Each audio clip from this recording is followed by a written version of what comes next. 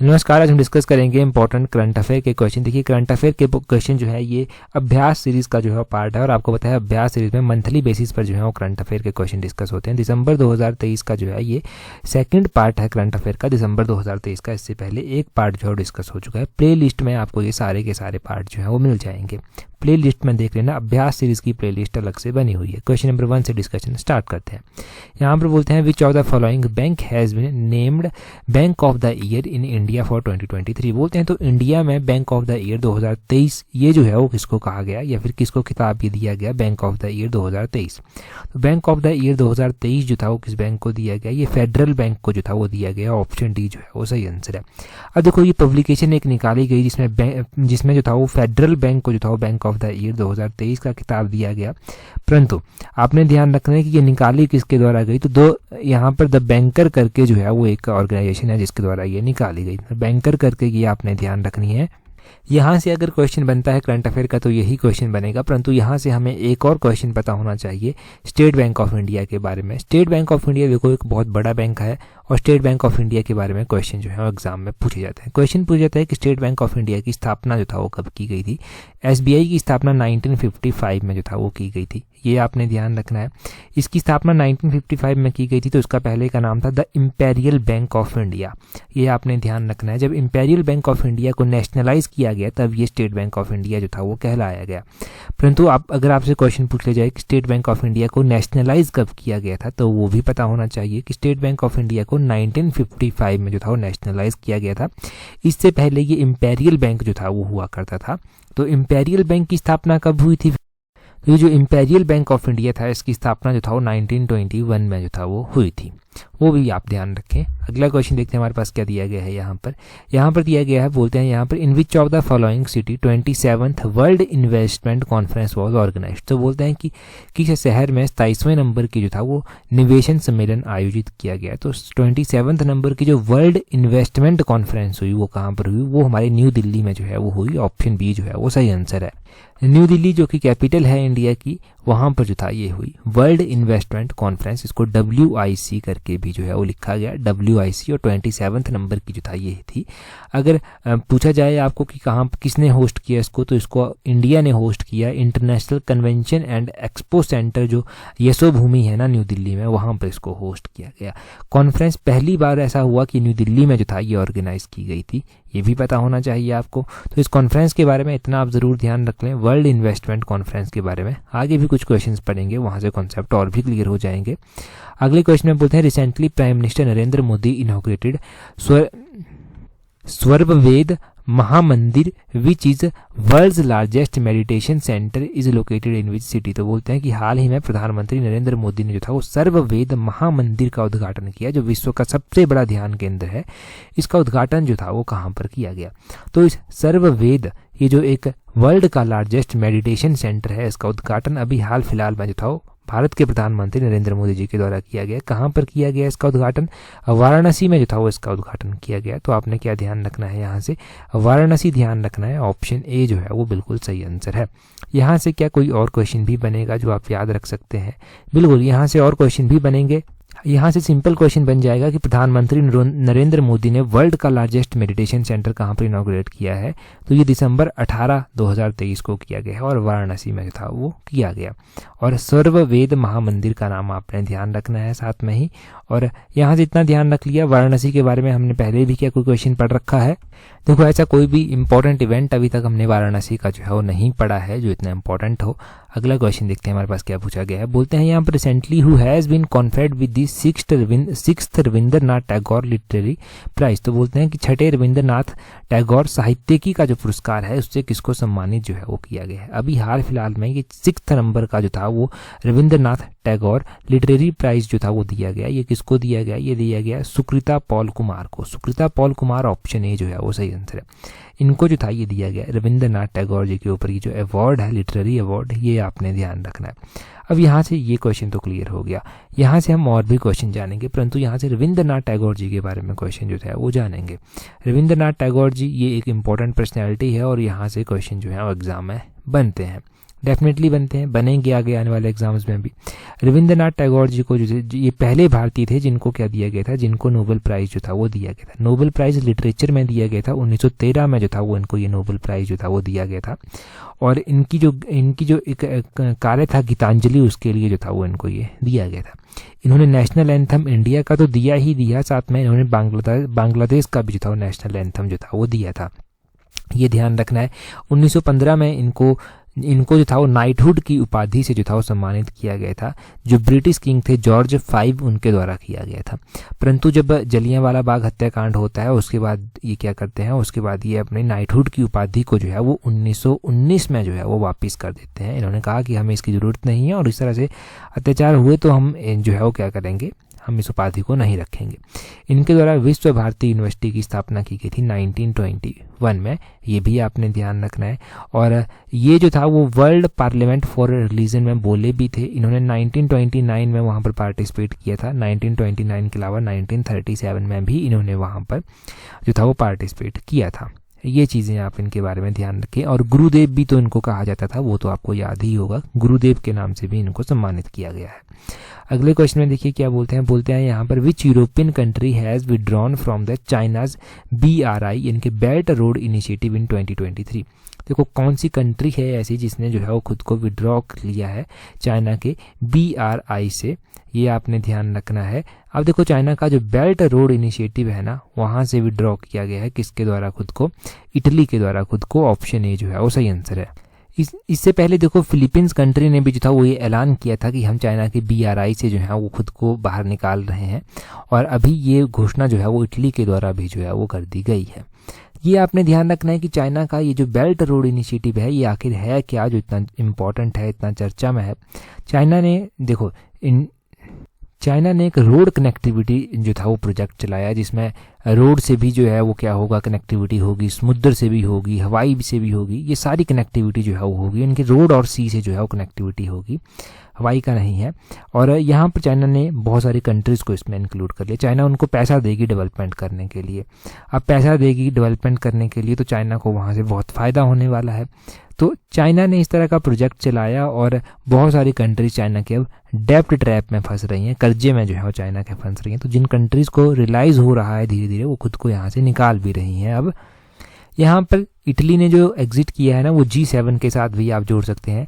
Italy जो है ना वो G7 का सदस्य है, तब वो भी कहा जा रहा है कि G7 में तो चाइना है नहीं, G7 में जो है वो वेस्टर्न कंट्रीज़ हैं मुख्य रूप से, जैसे कि कौन कौन से, यूनाइटेड स्टेट हो गया, जर्मनी हो गया, UK हो गया, जापान हो गया, फ्रांस हो गया, इटली हो गया, कनाडा हो गया, ये कंट्रीज़ हैं G7 में। अब US तो नहीं चाहता कि कोई भी BRI में जुड़े जाकर, तो इसलिए हो सकता है इटली ने यहाँ से एग्जिट कर दिया हो, ये भी एक रीज़न हो सकता है। और इंडिया क्या BRI का पार्ट है? नहीं, इंडिया BRI का पार्ट नहीं है। इंडिया तो इसका ऑब्जेक्शन करता है, इंडिया ने BRI में पार्टिसिपेट नहीं किया। तो G7 का भी तो पता चल गया ना कि कौन कौन सी कंट्रीज़ हैं G7 में। एक बार फिर से रिवाइज कर देता हूँ। G7 में 7 कंट्रीज़ हैं, एक यूनाइटेड स्टेट है, एक यूनाइटेड किंगडम है, एक यहाँ पर जर्मनी आती है, एक यहाँ पर फ्रांस आती है, इसके अलावा एक यहाँ पर जापान आती है, एक यहाँ पर कनाडा आती है और एक यहाँ पर इटली कंट्री जो है वो आती है। तो ये 7 कंट्रीज जो है वो यहाँ पर आती हैं। अगले क्वेश्चन में क्या बोलते हैं which city was declared the safest city in India by NCRB this year. 2023 की बात है कि किस सिटी को जो है वो NCRB के द्वारा जो है वो क्या किया गया है, सेफेस्ट सिटी जो है वो डिक्लेयर किया गया है। तो ये किया गया है कोलकाता सिटी को। ऑप्शन बी जो है वो सही आंसर है। NCRB है क्या ये NCRB, ये ध्यान रखना है। N stand for national, C stand for crime, R stand for record, B stand for bureau. National crime record bureau, इसकी रिपोर्ट आई, इसमें कोलकाता को जो था वो most secured, most safest city जो है वो बताया गया। मतलब लगातार तीसरी बार जो है वो इसको ये सेफेस्ट और सिक्योर्ड सिटी जो था वो बताया गया। ये आपने ध्यान रखना है यहाँ पर। साथ में आप क्या ध्यान रखेंगे, यहाँ पर आपको एक और बात यहाँ पर नोट करनी है कि हमने ना स्वच्छ सर्वेक्षण अवार्ड 2023 के पढ़े थे। स्वच्छ सर्वेक्षण अवार्ड 2023 में हमने पढ़ा था कि इंदौर को जो है वो फर्स्ट रैंक जो है वो मिला है, और काफ़ी टाइम से जो है वो इंदौर को ही जो है वो फर्स्ट रैंक मिलता आ रहा है स्वच्छ सर्वेक्षण में, और 2023 में भी जो है वो इसी को ये अवार्ड मिला। और अगर हम बात करते हैं स्वच्छ सर्वेक्षण के बारे में भी थोड़ी सी, वो भी रिवाइज हो जाएगा क्योंकि यहाँ से आपका, तो स्वच्छ सर्वेक्षण के बारे में आपने ध्यान रखना है कि पहला रैंक इंडिया को मिला, और पहला रैंक इंदौर को मिला। इंदौर के साथ साथ सूरत को भी जो था वो पहला ही रैंक मिला, दूसरा रैंक नहीं मिला, तीसरा रैंक मिला उसके बाद सीधा नवी मुंबई को जो था वो तीसरा रैंक मिला। अब इसमें क्लीनेस्ट गंगा टाउन भी बताए गए, और क्लीनेस्ट गंगा टाउन में वाराणसी सबसे पहले था। वहाँ पर हमने वाराणसी पढ़ा था एक क्वेश्चन कि क्लीनेस्ट गंगा टाउन में रैंक 1 रहा है वाराणसी का, और रैंक 2 रहा है प्रयागराज का, वो भी ध्यान रखना है। और हमने यहाँ पर पढ़ा था क्लीनेस्ट कैंटोनमेंट बोर्ड कौन सा है, तो वो हमने महो पढ़ा था जो कि मध्य प्रदेश में जो है वो पड़ता है। तो ये सारी चीज़ें ना यहाँ से रिवाइज भी होंगी, हम बार बार पढ़ेंगे भी, और आपको यही चीज़ें आगे चलकर हेल्प भी करेंगी। उत्तीर्ण सीरीज तो देखो डेली बेसिस पर करंट अफेयर को कवर कर देती है, परंतु ये जो सीरीज़ है ना अभ्यास सीरीज, ये अलग से है, ये मंथली बेसिस पर करती है। तो डेली और मंथली बेसिस पर करेंगे, अपनी मैगजीन पढ़ेंगे, तो करंट अफेयर में चांस ही नहीं है कि आपका क्वेश्चन गलत हो जाए। अगला क्वेश्चन देखते हैं, बोलते हैं which country has recently launched Fateh second a multi launch rocket system. तो बोलते हैं कि हाल ही में किस देश ने मल्टी लॉन्च रॉकेट सिस्टम फतेह जो है वो लॉन्च किया है। ये फतेह जारी किया गया है पाकिस्तान के द्वारा, ऑप्शन डी सही आंसर है। ये किसके द्वारा लॉन्च किया गया है, ये पाकिस्तान के द्वारा जो है वो लॉन्च किया गया है फतेह। अब पाकिस्तान इंडिया का पड़ोसी देश है, तभी जो है ये चीज़ें इंपॉर्टेंट हो जाती हैं। अगर हम बात करते हैं इंडिया के कौन कौन से स्टेट पाकिस्तान के साथ बाउंड्री शेयर करते हैं, तो ये एक बड़ा ही कॉमन और इम्पॉर्टेंट क्वेश्चन बनता है। इसमें पंजाब आ जाता है, राजस्थान आता है, गुजरात आता है, जम्मू कश्मीर जो है वो आ जाता है, तो ये, और लद्दाख भी तो आता है। तो ये सारे इंपॉर्टेंट स्टेट जो हैं वो मुख्य रूप से थोड़ी थोड़ी बाउंड्री जो है वो शेयर करते हैं किसके साथ, पाकिस्तान के साथ। ये ध्यान रखना है आपने कि पाकिस्तान के साथ कौन कौन से स्टेट शेयर करते हैं बाउंड्री। और फतेह मिसाइल का तो आपको पता ही चल गया कि मिसाइल सिस्टम हमने कोई पहले पढ़ रखा है। हमने S-400 मिसाइल्स के बारे में जो था वो पढ़ा था, वो चर्चा में थी। तो वो मिसाइल्स जो है वो इंडिया ने रशिया से जो है वो ले रखी हैं S-400 मिसाइल्स, तो वो S-400 भी यहाँ से रिवाइज हो गया। S-400 इंपॉर्टेंट मिसाइल्स हैं, तो ये आपने ध्यान रखना है। इसके बारे में शायद पहले क्वेश्चन पूछा भी जा चुका है। और नेक्स्ट क्वेश्चन हम देखते हैं हमारे पास क्या है। अगले क्वेश्चन में बोलते हैं in which state the Kambala buffalo race is organised. तो बोलते हैं कि कंबाला एक भैंस दौड़ होती है, ये किस राज्य में जो है वो आयोजित की जाती है। इस क्वेश्चन को डिस्कस करें उससे पहले देखो इस तरह के क्वेश्चन एलाइड सर्विसेज में भी आपकी हेल्प करेंगे। एलाइड सर्विसेज की तैयारी कर रहे हैं तो एलाइड सर्विसेज की टेस्ट सीरीज का लिंक नीचे डिस्क्रिप्शन बॉक्स कमेंट बॉक्स में जो है वो दिया गया है, वहाँ से आप एलाइड सर्विसेज की टेस्ट सीरीज को जो है वो ज्वाइन कर सकते हैं। डेफिनेटली एलाइड सर्विसेज की बहुत अच्छी पोस्ट हैं और बहुत ज़्यादा हेल्प आपकी आने वाले एग्जाम में जो है वो होने वाली है। अब देखो मेहनत तो सभी करते हैं, परंतु एक जो सक्सेसफुल और जो सक्सेस नहीं हो पाते उस प्रीलिम्स के एग्जाम में, उनके बीच में क्या डिफरेंस रहता है और डिफरेंस किस तरह से आपको ब्रिज करना है, पार करना है वो डिफरेंस, वो आपको डिसाइड करना है किस तरह से प्रैक्टिस करनी है। तो टेस्ट सीरीज से आप प्रैक्टिस अच्छी कर सकते हैं मेरे हिसाब से। नीचे डिस्क्रिप्शन बॉक्स में उसका कमेंट बॉक्स में लिंक दिया गया है। कंबाला भैंस दौड़ की अगर हम बात करते हैं तो ये कर्नाटक का एक इंपॉर्टेंट खेल है, ऑप्शन बी जो है वो सही आंसर है। ये स्पोर्ट्स की कैटेगरी में भी जो है वो आता है, तो ये कर्नाटक का एक इंपॉर्टेंट स्पोर्ट्स जो है वो बन जाता है। इससे पहले भी हमने इस तरह के पढ़े हैं। क्या हमने पढ़ा है, हमने जालीकाठू पढ़ रखा है। जालीकाठू जो है वो कहाँ का एक इम्पॉर्टेंट खेल है या फिर इम्पॉर्टेंट फेस्टिवल के रूप में मनाया जाता है। जालीकाठू का हमने पढ़ा था कि ये तमिलनाडु में जो है वो मनाया जाता है। जालीकाठू भी हमने रिवाइज किया है इससे पहले। आज हमने कंबाला रिवाइज कर लिया। हमने पोंगल भी पढ़ा था, पोंगल भी तमिलनाडु का ही है, वो भी आपने ध्यान रखना है। और हमने उससे पहले अगर हम बात करते हैं कि ऐसा फिर फेस्टिवल पढ़ा है जो इम्पोर्टेंट है, तो एक हमने पढ़ा था कि इमोइनु इरतापा फेस्टिवल जो है वो मनाया गया। यहाँ पर लिख देता हूँ मैं, ये कौन सा फेस्टिवल है, ये इमोइनु इरातपा फेस्टिवल जो है वो मनाया गया है। इमोइनु इरातपा फेस्टिवल ये कहाँ पर मनाया गया है, तो ये मणिपुर में जो था वो मनाया गया था, तभी हमने डिस्कस किया था। तो मणिपुर का ये इंपॉर्टेंट हो गया, ठीक है। कर्नाटक, मणिपुर, तमिलनाडु ये सारे कवर हो गए। अगले क्वेश्चन में क्या बोलते हैं, बोलते हैं हु हैज़ बीन नेम्ड पीटा India person of the year 2023। तो बोलते हैं कि पीटा India person of the year 2023 जो है वो किसको दिया गया है। अब देखो पीटा India person of the 2023 award जो है वो दिया गया है दिया मिर्जा को। दिया मिर्जा का नाम आपने ध्यान रखना है। पीटा इंडिया नेम्ड ये जो एक्ट्रेस है ना दिया मिर्जा, उनको जो है ये दिया गया है। अब ये क्यों दिया जाता है, जो एनिमल जानवरों की प्रोटेक्शन को लेकर काम करते हैं ना, उनको ये अवार्ड जो है वो दिया जाता है। तो पीटा इंडिया 2023 आपने ध्यान रखना है, दिया मिर्जा एक्ट्रेस का नाम जिनको ये दिया गया है। हर साल दिया जाता है। लास्ट टाइम भी हमने पढ़ा था पीटा India 2022 person of the year title Sonakshi Sinha को जो था वो दिया गया था 2022 का, सोनाक्षी सिन्हा को। और 2021 का किसको दिया गया था, तो 2021 का आर्यभट्ट को जो था वो दिया गया था। ये आपने चीज़ें नोट करनी है। तो ये पीटा इंडिया 2023 अवार्ड के बारे में जो है वो इंपॉर्टेंट क्वेश्चन यहाँ से हो गए। अगला क्वेश्चन देखें, ये भी पता चल गया ना कि ये अवार्ड क्यों दिया जाता है। अगले क्वेश्चन में बोलते हैं जॉइंट मिलिट्री एक्सरसाइज विन बैक्स 2023 between India and which of the following country. तो बोलते हैं कि 2023 में जो विन बैक्स एक्सरसाइज हुई ना एक, वो कौन सी कंट्रीज़ के बीच में हुई।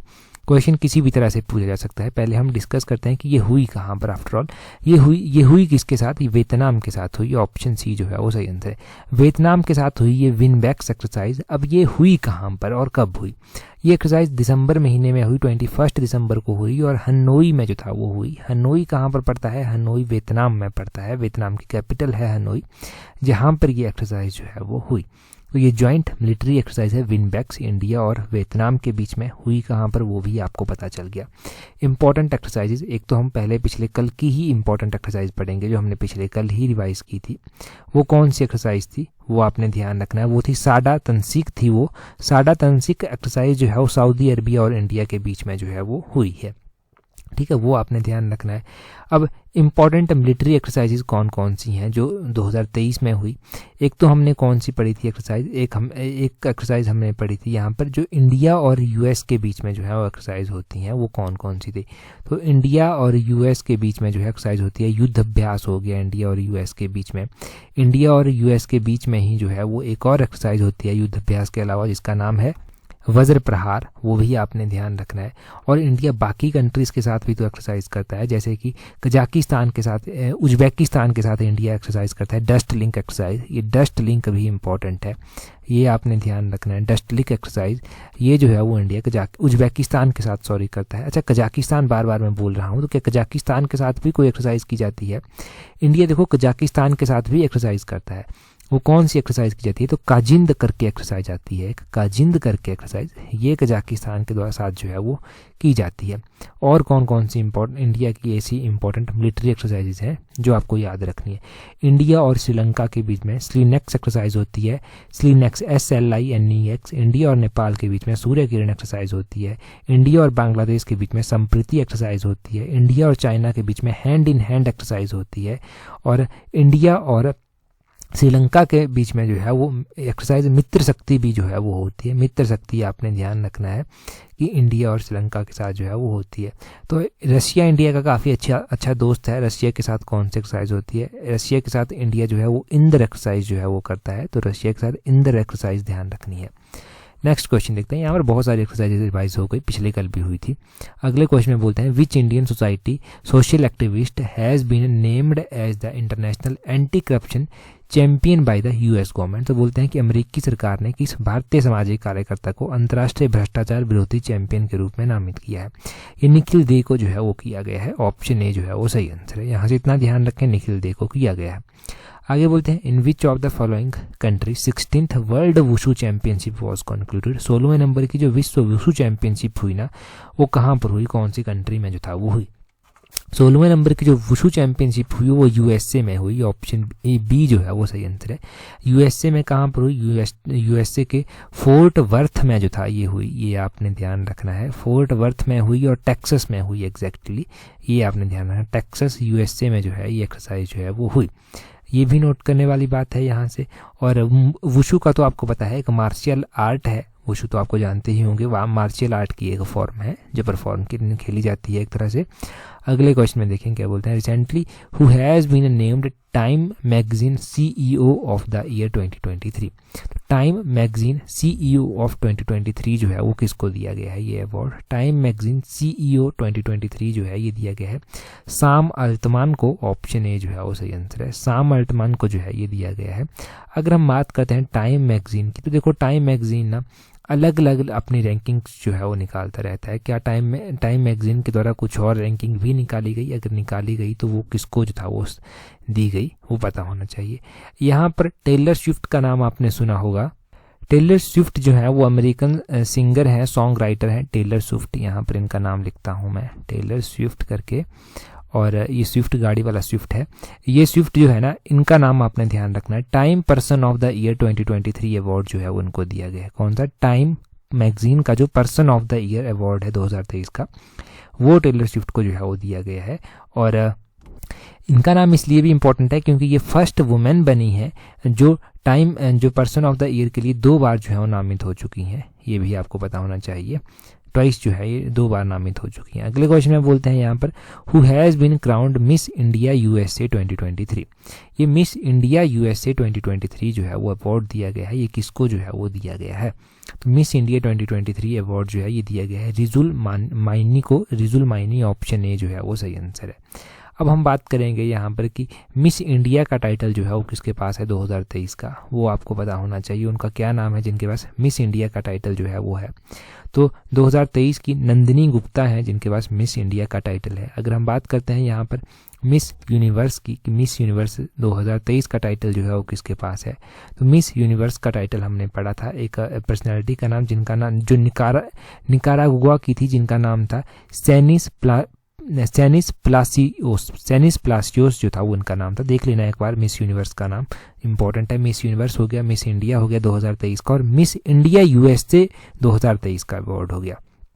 2 अवार्ड हो गए यहाँ पर, 2 ही इंपॉर्टेंट है। अगले क्वेश्चन में देखें क्या बोलते हैं recently who has been become the first women officer to command an Indian naval warship. तो बोलते हैं कि भारतीय नौसेना युद्धपोत की कमान संभालने वाली पहली महिला अधिकारी कौन बनी है? तो देखो, पहली महिला बनी है जिन्होंने भारतीय नौसेना में युद्धपोत की कमान संभाली है और नेवल वॉरशिप की कमान संभाली है। उनका नाम है प्रेरणा दियोस्थले। ऑप्शन ए जो है वो सही आंसर है। प्रेरणा दियोस्थले जो है वो उनका नाम है। यहाँ पर इनके बारे में थोड़ा सा डिटेल में देख लें आप क्या है। और यहाँ पर लेफ्टिनेंट कमांडर है ये प्रेरणा दियोस्थले। ये फर्स्ट वुमेन ऑफिसर बनी है to command the Indian naval warship. ये आपने ध्यान रखना है यहाँ पर इनके बारे में। अगला क्वेश्चन देखते हैं, बोलते हैं cyclone Mithili was named by which of the following country. ये जो साइक्लोन मिथिली था, अभी इसने जो है क्या किया, डिप्रेशन क्रिएट किया है इसने बे ऑफ बंगाल में, और वहाँ से साइक्लोन ये उत्पन्न हुआ। अगर हम बात करते हैं कि इसको नाम किसके द्वारा दिया गया है, ये साइक्लोन मिथिली नाम जो है वो किसके द्वारा रखा गया है, कौन सी कंट्री के द्वारा जो है वो रखा गया है? तो ये मालदीव्स कंट्री के द्वारा जो है वो रखा गया है। ऑप्शन बी जो है वो सही आंसर हो जाएगा। मालदीव्स कंट्री के द्वारा ये नाम रखा गया है। चलो ठीक है, मालदीव्स के द्वारा ये नाम रखा गया है, परंतु यहाँ से हम कुछ और भी जो है वो जानेंगे। उससे पहले अगर पीजीटी की तैयारी कर रहे हैं तो पीजीटी पेपर 1 की टेस्ट सीरीज का लिंक नीचे डिस्क्रिप्शन बॉक्स, कमेंट बॉक्स में दिया गया है। और पीजीटी का आपको पता है कि पीजीटी पेपर 1 में पास होना जरूरी है, तभी पेपर 2 का फायदा है, मेहनत करने का भी। तो पीजीटी पेपर 1 की टेस्ट सीरीज प्रैक्टिस कर सकते हैं, अच्छी खासी प्रैक्टिस आपकी हो जाएगी। अब देखो, ये साइक्लोन पहले उत्पन्न कहाँ पर हुआ? बे ऑफ बंगाल में हुआ। इस साइक्लोन्स को नाम किसने दिया? मालदीव्स के द्वारा जो है वो इसको नाम दिया गया। और क्या हम पहले भी कोई साइक्लोन पढ़ चुके हैं? हमने पढ़ा था साइक्लोन मिकोंग के बारे में। साइक्लोन मिकोंग हमने पढ़ा था। इसको ये नाम किसके द्वारा दिया गया है? म्यांमार कंट्री के द्वारा जो है साइक्लोन मिकोंग को ये नाम जो है वो दिया गया है। एक हमने साइक्लोन मिचांग भी पढ़ा था। साइक्लोन मिचांग को नाम जो है म्यांमार के द्वारा ही जो है वो दिया गया है, वो आपने ध्यान रखना है। 2 साइक्लोन हम इससे पहले पढ़ चुके हैं, और एक साइक्लोन तेज पड़ा था। साइक्लोन तेज को तो इंडिया ने ही जो है वो रीनेम किया है, इंडिया ने ही इसको ये नाम दिया है साइक्लोन तेज का। तो ये साइक्लोन जिनके नाम हमने जान लिए कि कौन सी कंट्री ने इनको ये नाम दे रखे हैं, ये सारे इंपॉर्टेंट है। ये क्वेश्चन तो हमने शायद एलाइड सर्विसेज की टेस्ट सीरीज में भी जो है वो डाल रखे हैं ऐसे क्वेश्चन मैच करने के लिए। बहुत सारे इंटरेस्टिंग क्वेश्चन है वहाँ पर। तो यहाँ पर क्वेश्चन देखें, अगले क्वेश्चन में क्या बोलते हैं। देखो, उससे पहले अगर आपने टेलीग्राम पर अभी तक हमें ज्वाइन नहीं किया है, टेलीग्राम पर ज्वाइन करने के लिए अपने टेलीग्राम से @allexam31 सर्च करना, आपको हमारा टेलीग्राम चैनल मिल जाएगा। यहाँ पर आपको सारी इंपॉर्टेंट पीडीएफ्स मिल जाएंगी, इंपॉर्टेंट नोटिफिकेशंस जो एग्जाम में आपकी हेल्प करती हैं वो भी मिल जाएंगी, तो वो आप ज्वाइन वहाँ पर कर सकते हैं। ठीक है जी, वो आपने ध्यान रखना है। अब ध्यान रखें, क्वेश्चन अगला क्या है, बोलते हैं what is India's rank in 2023 world digital competitiveness ranking. तो बोलते हैं 2023 में जो वर्ल्ड डिजिटल प्रतिस्पर्धात्मक रैंकिंग जो था वो निकाली गई, इसमें भारत का क्या रैंक था? इंडिया का रैंक यहाँ पर आपसे पूछा गया है। तो इंडिया का रैंक आपने कमेंट करके बताना है। जो लास्ट एडिशन थी ना दिसंबर महीने की, उसमें हमने ये डिटेल से डिस्कस कर रखा है, क्वेश्चन इंडिया की रैंकिंग डिस्कस कर रखी है। तो अभी आप कमेंट करके जो है वो बता दीजिए, और अभ्यास सीरीज की प्लेलिस्ट में देख लेना, वहाँ पर आपको सारी वीडियो से ईयरली मिल जाएंगी, पूरे ईयर की। That's all for today. Thank you very much for watching and listening it very patience.